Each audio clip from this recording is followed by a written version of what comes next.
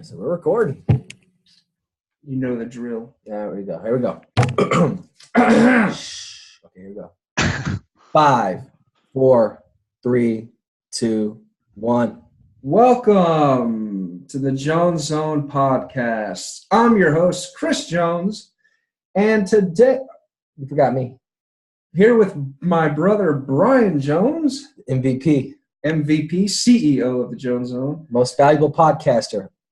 Oh, nice. Whoa. That's not bad. That's not bad, is You it? just came up with that? I literally just came up You with haven't been saving that. Nope.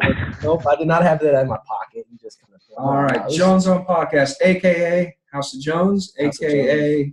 Was that the only a.k.a. we have? House of Jones and House Jones and the Jones. Yeah, I think Yeah, that's the only a.k.a. we have. All right, today we're here with Derek Murrell, the owner of Good Faith Home Buyers. Good Faith Home Buyers is a real estate investment marketing company that conducts direct negotiations with sellers and then buys the property or assigns its interest to further the investment goals of the owner. That sound about right, Derek? Yeah, in a nutshell, that gets me going anyway. All right, cool, man. Well, Derek, that was a real quick, brief introduction of who you are and what you do. But if you don't mind, spend a few minutes on some of your personal story, some of your professional background, and then how you got started with Good Faith Home Buyers and what all you guys do. All right, I'll give you the quick overview here. So I am a military veteran, of course. I was in the Marine Corps for 4 years, 9 months, back in 96 to 01. So I've been out for a little while. When I got out of the military, I did the whole college thing. So I have a business finance degree. Then I got my MBA.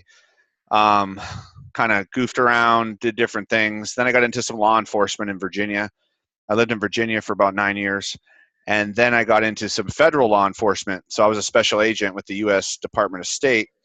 And after I trained with them, I came to Houston, Texas. So that's where I live now. I currently live here. That's what brought us here. We didn't know anyone in Houston. So what happened was I quickly found out that there was a lot of travel with the government, of course. I mean, I kind of knew that. But after a couple years, I really had to figure out what I wanted to do. And the interesting thing that I think everyone's life, we have, a couple things that are really a crux, a transition point. Before I got the government job, I was accepted to the government job. I got my medical clearance, and I was kind of in between waiting for a date to go to school. Well, a freak thing happened. I had to get my right kidney removed. And I thought that was the end of this government job. They were never going to take me with one kidney and all this stuff. So I'm in the hospital 2 or 3 a.m., just not sure what I was going to do. At the time, it was my dream job. And I saw this infomercial on TV, 2 a.m. in the morning, some goofball talking about, real estate, tax liens, investings, and just changing your life and freedom and all this stuff, all the buzzwords that these gurus talk about. So that planted in my head. I was like, well, maybe I can do real estate. So I got home after the hospital and I started looking into some real estate. I actually bought a home study course, like $800, and got that. But actually, I ended up passing the medical stuff. I healed up, and they actually let me continue with the process. I got hired with the government job. All that to say, I went to 8 months of training, came to Houston. Everything was cool. Never thought about real estate. About halfway here, I was just traveling 60% of the time, internationally, domestically. And I was just like, I don't know if I want to do this for 20 years. So I started thinking back to that real estate stuff. So I grabbed the CDs, started listening to them, and I actually got into what they call wholesaling. And we can talk about that in a minute. But I did about 3 or 4 deals while I was still working for the government. So I knew conceptually that this stuff worked. Fast forward even more. Every 3 years or so, we had to move. That was the expectation. I was in the Foreign Service. I was federal law enforcement in the State Department. It was Foreign Service. So the expectation, every 2 to 3 years, typically you go. Well, when I was up against the wall in Houston, my options were pretty much go to Afghanistan for a year or go to Iraq for a year. And I could have done that, whatever, and then you get your post after that. But the way I looked at that was, if I do that, that's totally cool. But I'm not going to be in this same position. I was at about 35 years old at the time. I'm 38 now, almost 39. I'm not going to be at the same position until another 5 years down the road. I got to do my little tour, my year tour, and then I probably hop into some other tour overseas with my family. And then if I wanted to jump ship, it's that much harder. It's 5 years or 4 years down the road. So I talked to my wife, and she, she works hard, but she doesn't have an income. We have 3 little kids and stuff. So, I mean, this is a 1-income family. We thought hard about it, and I was like, if I leave the government, I don't want to leave the government to go work for someone else. I want to do this real estate thing, be an entrepreneur. So I treated it, the mindset was that I was getting laid off. The mindset, I mean, I had a little bit of planning, I knew that it was coming, but other than a few months of reserves, I had some massive credit card debt. I was putting some education on my credit cards. I was putting marketing on my credit cards. I was doing the wrong stuff, like financially, like, spending money in the wrong places for marketing and things like that, and just racked up. But I jumped. I went 2 feet. We didn't have any backing other than a few months expenses. I had a belief system. I knew it worked. I did it. I tasted it.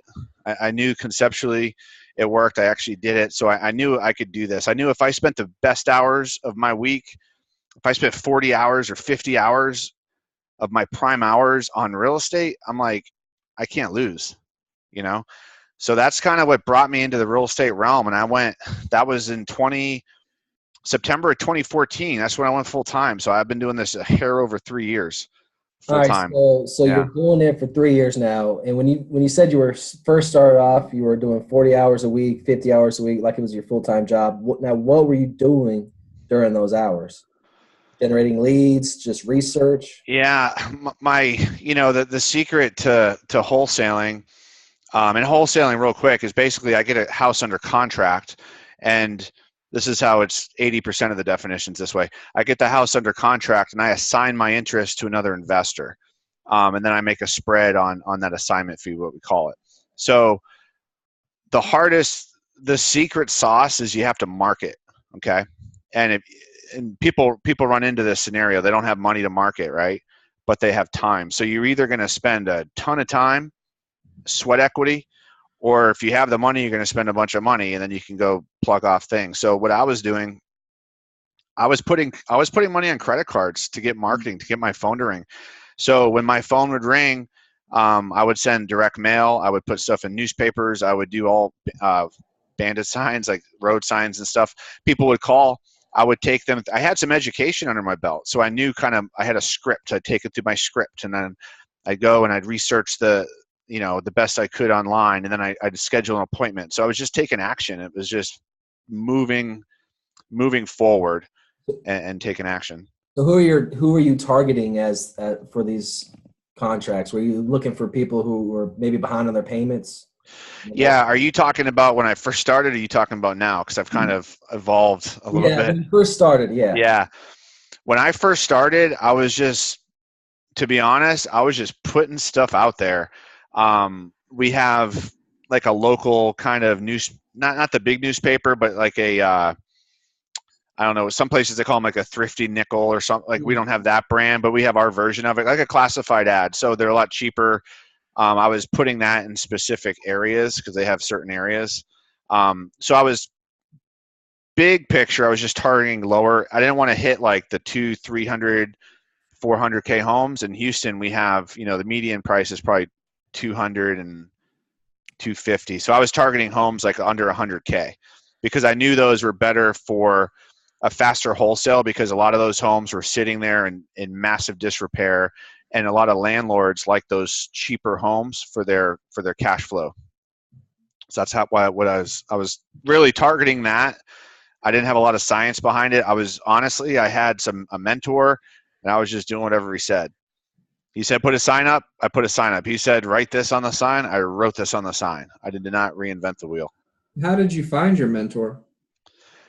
Well, I've had several mentors. My first mentor, when I had that whole hospital thing and I went home and I typed in real estate investing, it was literally the first guy who popped in under Google. And I clicked on his stuff. He had some videos. It kind of resonated well with me. He was living in Florida. I was up in Virginia at the time. For all I knew, I was going to stay up there. And then when I went to Texas, I regrouped back onto that home study course. Then I bought into his personal mentorship for a year. So then I had access, and that was great. I mean, I learned all the fundamentals, but the problem was he didn't have a Houston, like he didn't know Houston, which is my local market. So I found that was a challenge when I started to target areas, and it's such a massive city and just running numbers. I then found a local coach and mentor. Cool. So, okay, going back to wholesaling, how do you find people to, once you get I guess a house under contract, how do you flip that contract? How do you find the buyers? All right. Well, there's the philosophy is this: if you get a deal that's a good deal, finding the buyers is easy. So we have some formulas, some kind of quick formulas we use, and these formulas are pretty standard all throughout the U.S. Basically, it's finding what we call the after repaired value of a house. Well, what the house is worth once it's fixed up and you sell it on the MLS. You take that number, and we come off of that about 70%. So if that number is 100K, we come to about $70,000. And then let's say we estimated it needed $30,000 of repairs. We take that 70,000, we minus 30,000, so now we're at 40,000. And let's say I wanted to make $10,000 on the deal. Now I got to work my profit in. So now I'm at $30,000. So I would make, if I made an offer for that at 30,000, I could probably move that deal for 40,000 really fast just because those numbers work. So the way you find those buyers is you can go to local real estate groups. You just have investors looking for stuff. You can go on net. Now we have social media, we have Facebook, especially here in Houston, and probably with you guys, you probably have local Facebook investor groups or realtor groups. A lot of realtors have investor clients. They don't know the investor game. All they know is that they were told to buy houses and get a cash on cash return of X. And if they can get that, it's all the formula for them. So the other way I do it is over time, I've developed a cash buyers list. So I have an email list that I'll blast off, kind of my private list as well. So I'll hit it, several different ways to find these buyers. What attracted you, other than the late night infomercial, what attracted you so much to real estate? I mean, you're someone, you went through college, you have an MBA, your background is in military and law enforcement. I mean, what attracted you primarily to real estate? What drew you in? Yeah, it's a great question. I mean, at the end of the day, it's freedom. It's to be, I have a family, I have a wife, and I have 3 kids right now. Wait, hold on. Freedom. Hold on 1 second. You're breaking up, man. Okay. So, pretend like I just asked you that question and start over. I'm sorry. Okay. Yeah, that's a great question. So the one thing that's super important to me is freedom. So when I have a family, I have a wife and I have 3 kids.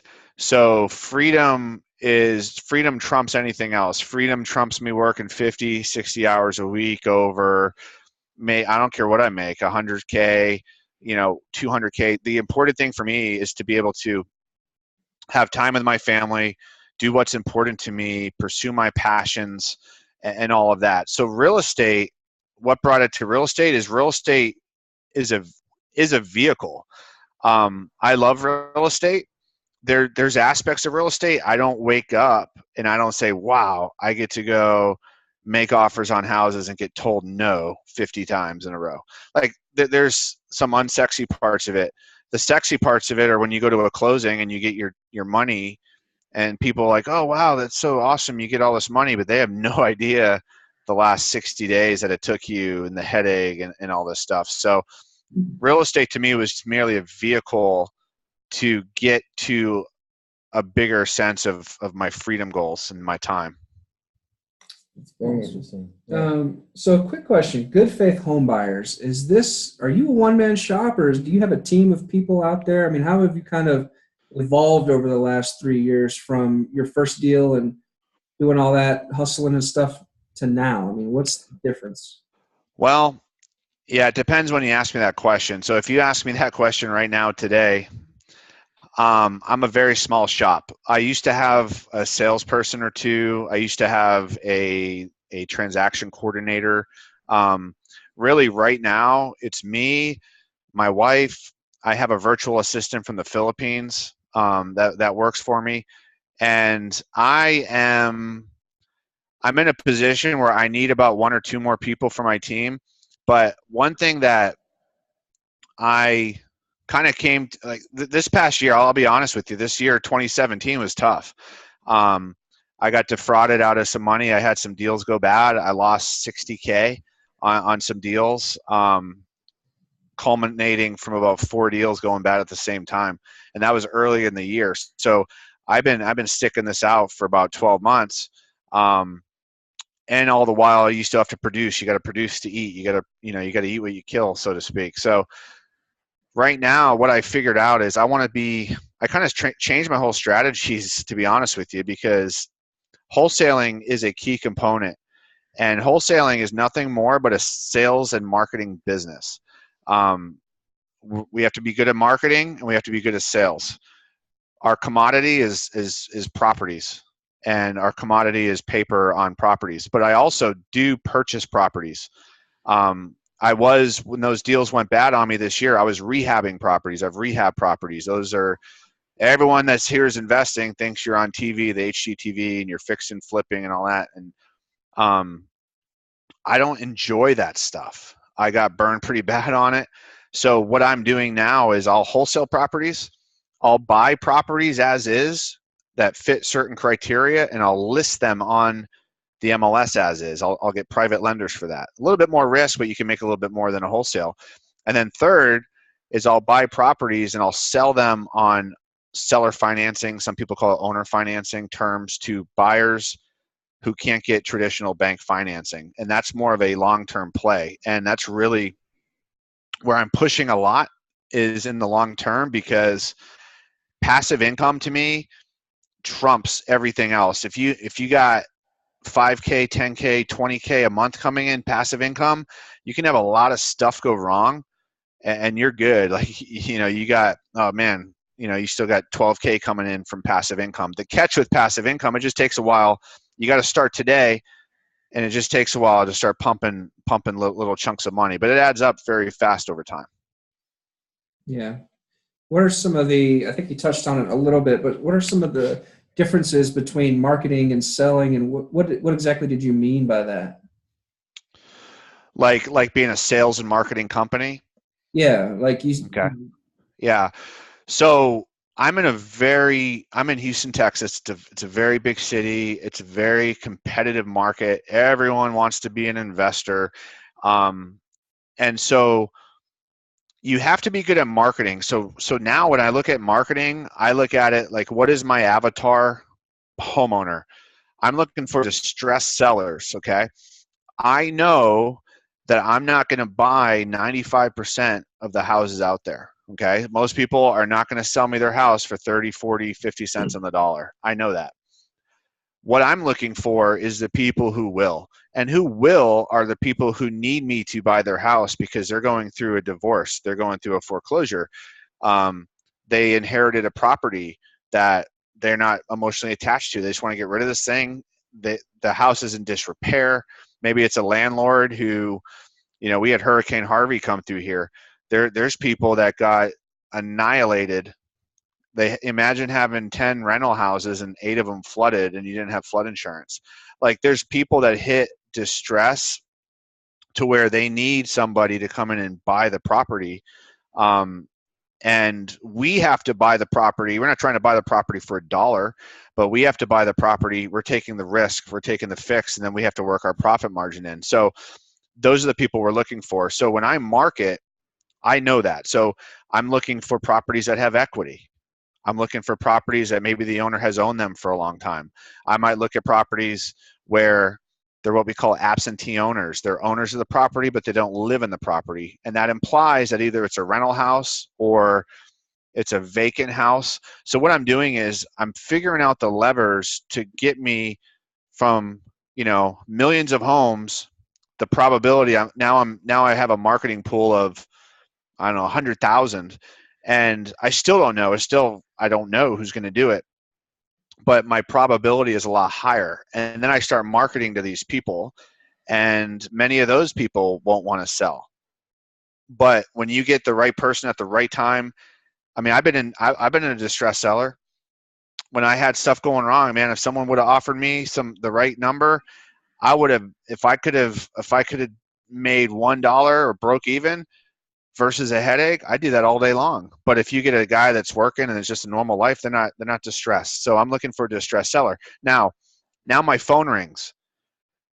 So I get people that call me, but they don't call me. They call me. They call you guys. They call 5 other companies. So now we have to be good at sales. So now we have to know our numbers. We have to be professional. We have to have a sales process, because if I just show up and, my shirt's untucked, it looks like I just woke out of bed and I'm like, what in the world? Like, they're not going to sell their house to me. When you guys come in there sharp and you're like, bam, this is what we can do. And you work a process and you build rapport. So now you have a sales process. And with sales, I mean, there's a reason why sales is one of the top paying jobs in America in general, just because it's a huge asset that companies can leverage, and a lot of people just aren't that good at it.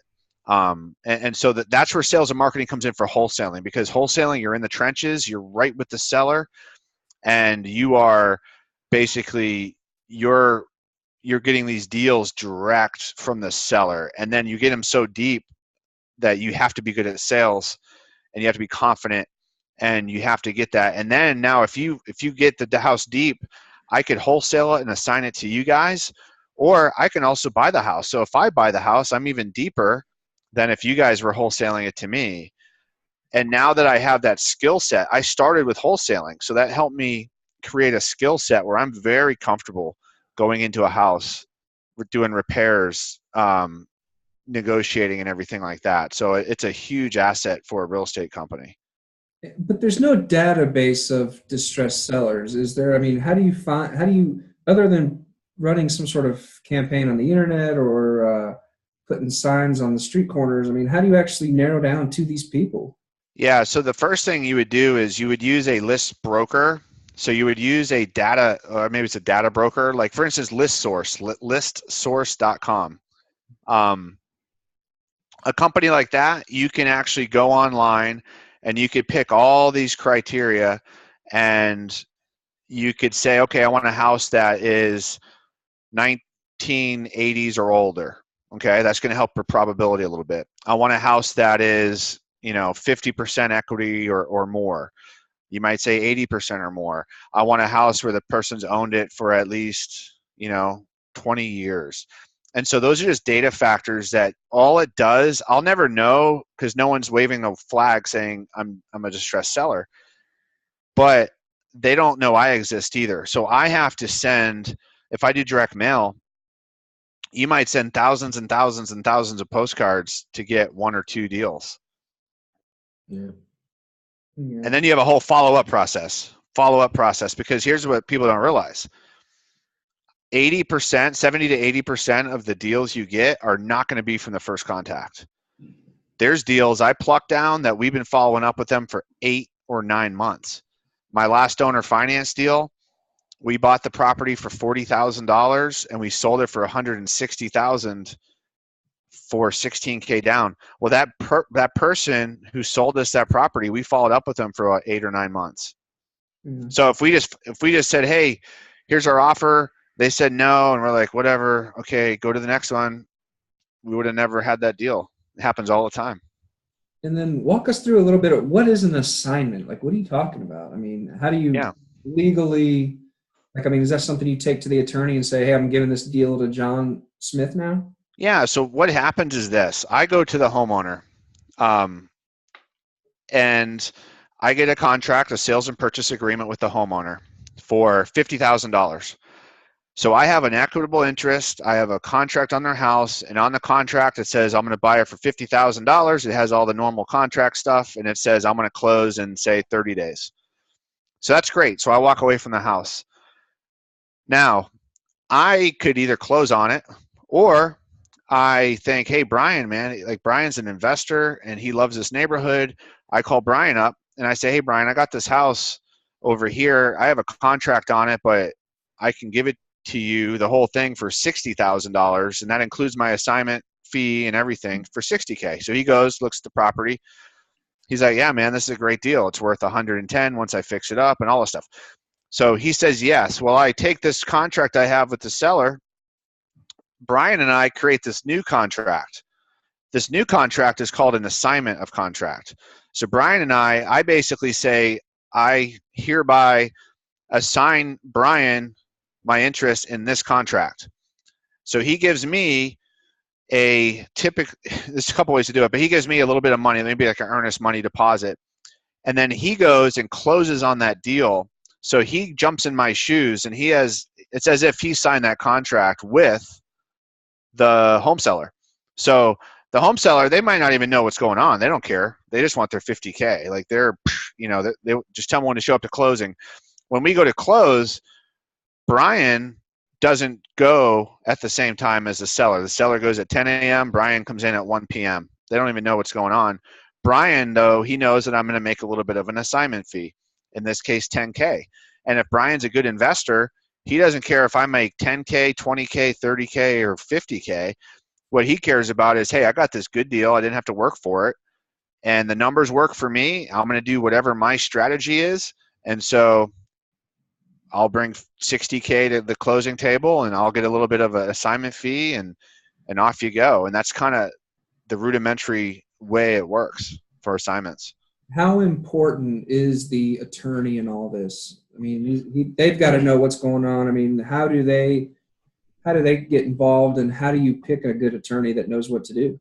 Yeah, well, I'm assuming is South Carolina or North Carolina? Yeah, are you guys an attorney state? Yeah, I didn't ask about that. Does Texas require an attorney or no? No, we're a title company, so we use title companies. So some states, what you're referring to, some states, especially Northeast and different places, you have to have attorneys do the closings. Well, here in Texas, we have title companies.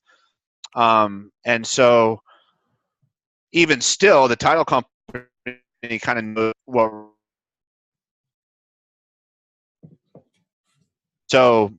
So our title company knows that we're going to assign the contract.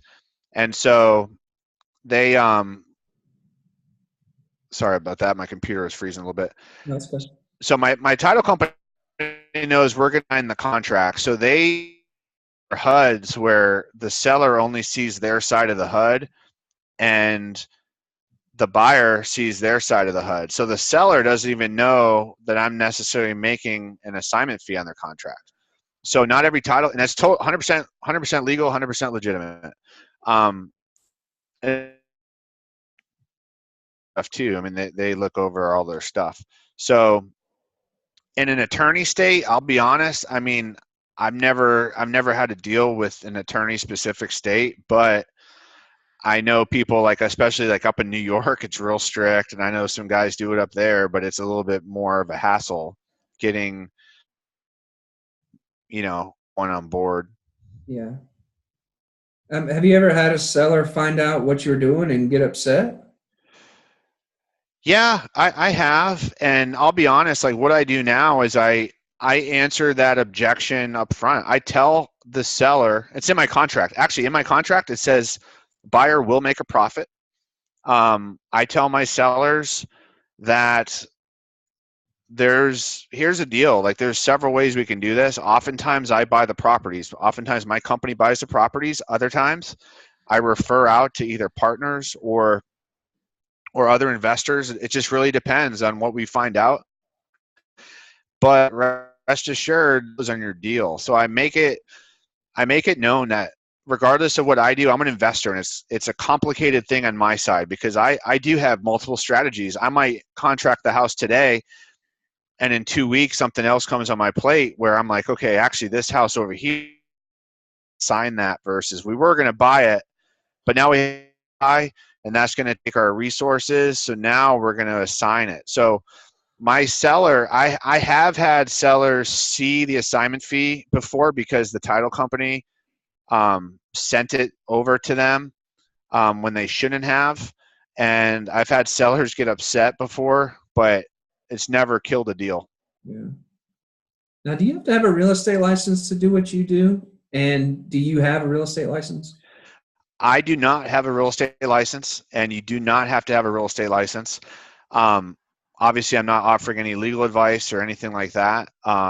Everyone should definitely check with their state regulatory committees and stuff. Here in Texas,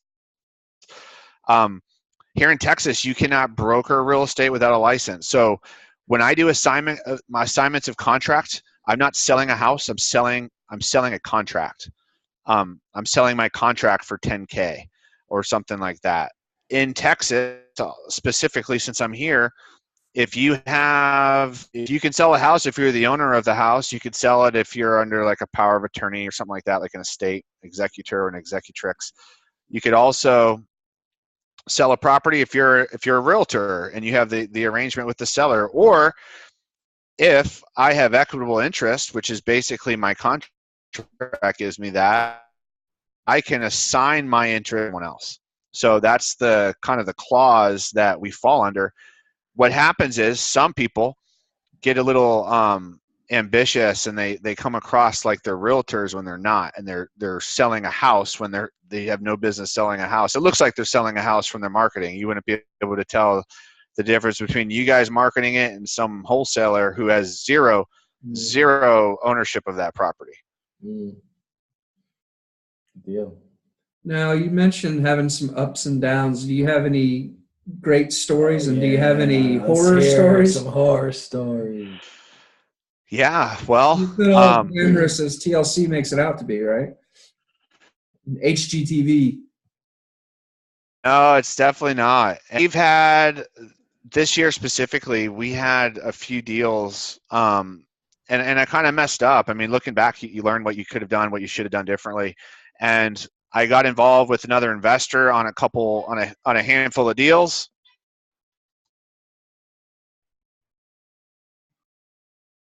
Let me turn that phone off here. Deals, and what turned out, we were off with some excuses and delays, and then it was the contractor did this and the contractor did that, and then what I found, now I know that he actually from me and a lot of money. And when you're rehabbing a house, there's a lot of layers of due to the 1 second. It keeps it keeps freezing up for a freezing second. up, man. The last few minutes have been pretty brutal. All right, let me make sure all of the let me make sure there's nothing blocking it on my. Okay. As soon as I asked you, or I said that about HGTV, that whole story was pretty much really out. All right.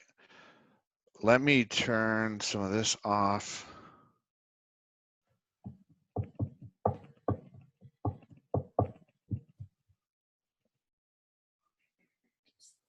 All right.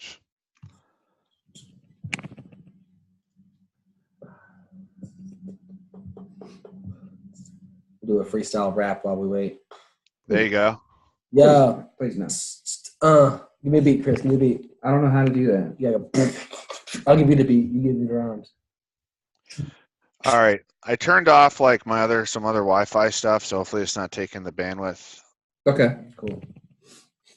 All right. So tell us some of the highs and lows. It's not all HGTV out there, is it?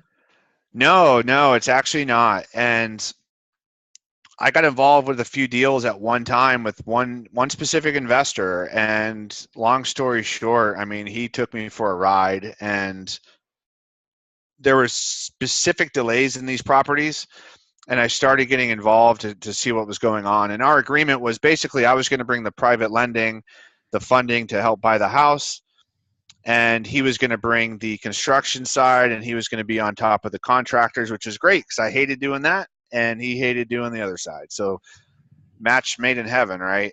Well, until the delays started happening, and what happened was he kept blaming on the contractors. And then I started getting involved. I started driving to these houses. I'm doing exactly what I didn't want to do. And we're supposed to be 50-50, splitting some of these deals. So I ended up finding some of these contractors, and they had a whole different story. And the contractors would say, "Oh no, he didn't pay me for this." And then the investor was like, "Yeah, I did. I paid him." And I'm like, "Hey man, show me the checks. Show me the paper trail, right? I'm sure you did it correctly." "Oh no, I paid him in cash." I'm like, "Come on, man." No. And so that's a huge red flag. So long story short, we started unraveling this, and then the same investor, he was taking money from other people. And the problem, so I'm about 60K in the hole with this guy. And the problem with real estate, and that people have to understand, is once you're in these deals, like legally, you can't just get out of them. You're waist deep in these things. You can't just be like, "Oh, let's get out of it." No, we got private money involved in the deal. We own property now. You got contractors. Some are saying they're getting paid, some are not getting paid. I mean, contractors can slap mechanics liens on houses, and they could make your life hell, especially when I looked at it and I was like, I didn't even do anything wrong. I didn't do anything wrong. I run ethical, honest stuff. The thing I messed up was I set up stuff wrong. And so it's one of those things where I'm pretty much out of the woods in it. It was a lot of heartache this year, but it kind of gave me a rebirth in my business, and it totally changed some of my strategies. It changed my desire from being bigger, because there's an option. You can scale this thing. You can actually, if you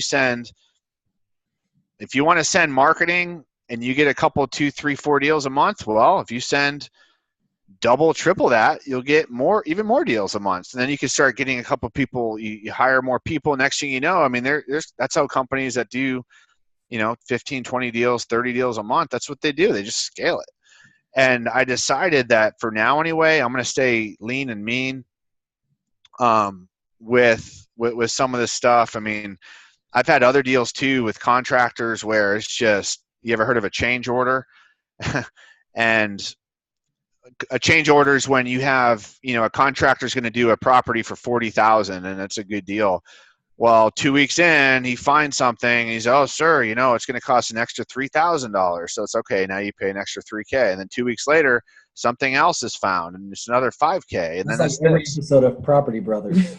Yeah, man. And here's, what I found out too is when there's some turnkey contract companies here in town that are going to be more expensive on paper at the front, but they're probably going to be that price all the way through because they're very experienced. They're going to put in their 15 or 20% margin because they're a business and they're going to make a profit.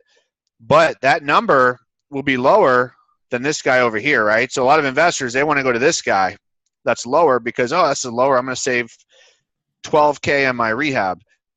Lo and behold, this guy always comes up. It's always about this much higher or higher, and you got a bunch of heartburn and headache, and it sucks. So it's not that I'm not going to ever rehab again.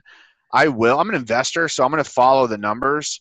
I'm going to see where the profits are for the least amount of work. But I'll definitely hire a company that charges more up front, that has a higher scope of work. But if I have the numbers right and it all works in there, here you go. Here's my keys. Call me in 5 weeks, man. That's, when you're a business owner, and that's the other thing. I'm not a handyman. I'm not a guy that's going to do like my own cabinets and all this stuff. So I was told very early on that it's actually a good thing if you don't know how to do handyman stuff, because the people who do, they'll try to save $300 and they'll work all weekend doing their own cabinets. Yeah. And then they're going to, it doesn't make any sense from a business perspective.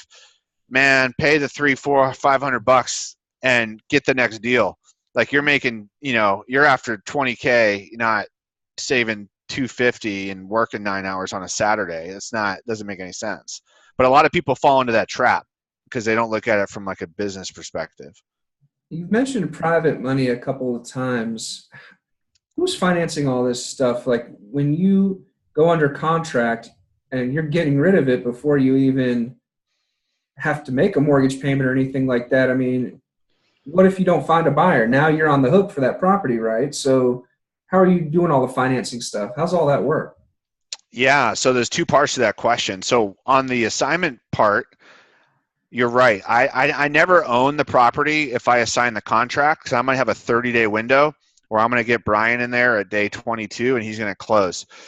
If that happens, all I do under the assignment, I don't own the property, I control the property. So I control it. Now, the second part of that question, or there's three parts to the question. The second part is what happens if Brian goes to closing and he calls me up the day of closing and say, hey man, like, I can't close. And I'm left holding the bag. Well, there's a couple options. One, I can close. Two, I can renegotiate with the seller and tell them, hey, here's what happened. I mean, there's in the contract, I mean, there's ways to get out of the contract. I mean, there's different clauses. Maybe there's some earnest money or whatever. So there's a number of ways. But to get to the core part of the question, I buy the house. And I do buy houses on purpose, actually, for some of my strategies. So most investors, when they start out, they're not going to get conventional money on investment properties typically because they're in disrepair, and Bank of America is not going to lend on them, so that they're not going to get that. So the second thing they gravitate towards is hard money lenders, and hard money lenders they're typically investors themselves. They're pretty savvy. They'll invest all day long on an investment property, but it's going to be like real strict numbers, and it can work. But then they're going to charge you the most interest and the most points. They might charge you 13 or 14% interest, 3 or 4 points. And it could work if the deal's good. What I do is I go even another step. I go after private money. And private money is just like your uncle gives you money. Or if Brian said, hey man, I got $50,000 in my IRA, what can I do with it? And I tell him, hey, I got this deal. I need $48,000. Well, private money is just two private people. It could be colleagues from work. It could be neighbors, anybody that will lend me on my deals in return for a negotiated interest rate. That interest rate is 100% negotiation. I give my private money lenders that are short-term lenders anywhere from 10 to 12% interest, anywhere from 0 to 1 or 2 points. And that's for a short-term deal, which would be typically 6 months or less. I actually have lent my money. There's a whole other world with lending. So like I'll use my Roth IRA and I'll lend, instead of having my money at Fidelity in stocks, bonds, or mutual funds, I have it in a self-directed custodian, and I can actually take my money and lend it to another investor for an interest rate that makes sense. So most of my deals, almost all of them, are from private money sources that I build relationships with through my network, through just talking to people, letting them know what I do, and they want to make their money work safely and make a great interest rate. And typically it's people that they're not the most savvy in real estate. They might be working a high-paying job and they're just sick of the stock market, and they know they're not making any money when they're sitting in a bank account making 0.01% interest. Yeah, absolutely. Awesome, man. Good stuff, dude. Let's talk a little bit about the life of an entrepreneur and all that stuff you got on your beautiful mind. I know. Dry erase board back there. I got 2 of those in here in my office. I got one in front of me and one behind me. Go ahead. No, I was going to say that's his strategery, he says. His strategic. Yeah. So walk us through some of your entrepreneur takeaways. I mean, you left all the government jobs and the corporate world behind, and what are some of the things that you've learned and some of the lessons that you've taken with you?